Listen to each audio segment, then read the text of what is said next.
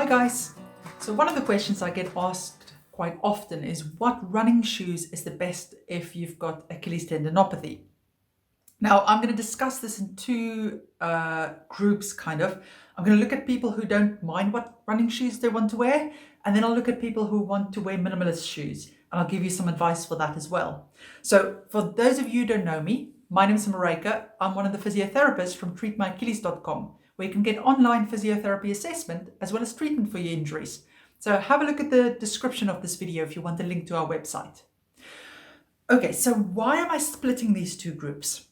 I think recapping quickly on the Achilles tendon and tendinopathy and what irritates it quite often may be useful. So if we think of the Achilles tendon, if you can imagine, this is my foot, this is my leg.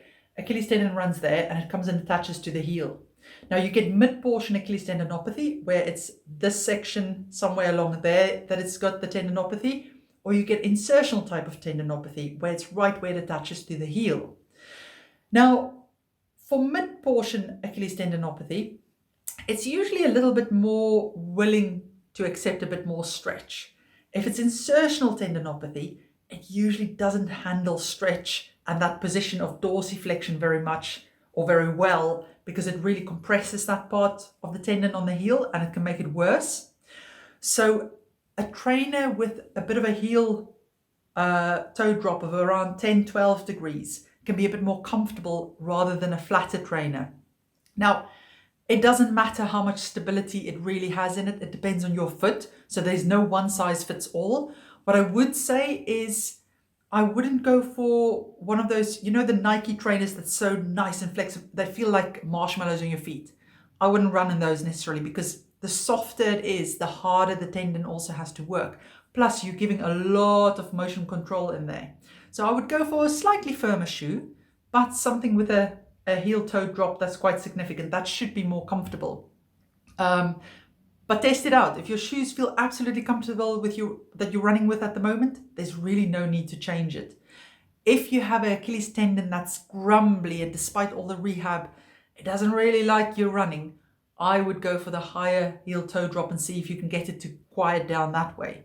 If it's an insertional one, and especially if you've got high arches, I would definitely lift that heel up a bit, because especially for insertional with high arch, it's already putting more compression on there. So lifting the heel up a bit can take the compression off it. Now, what if you prefer minimalist shoes, and for the rest of your body, minimalist shoes is the thing that really works? Because I've had patients who switched to minimalist shoes years ago because of knee pain and stuff, and it's been brilliant for them.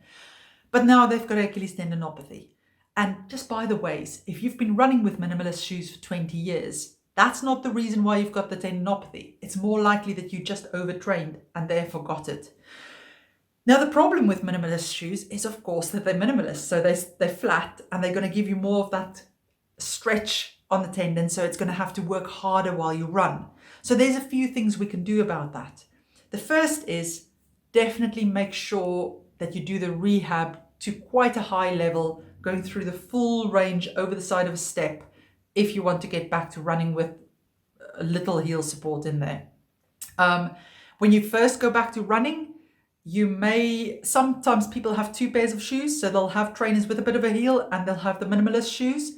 Well, start running in the one with a bit of the heel first and then transition back into these little bit by bit. Or put a temporary small heel lift in your shoes if that will work, and see if you can just offload it a bit like that.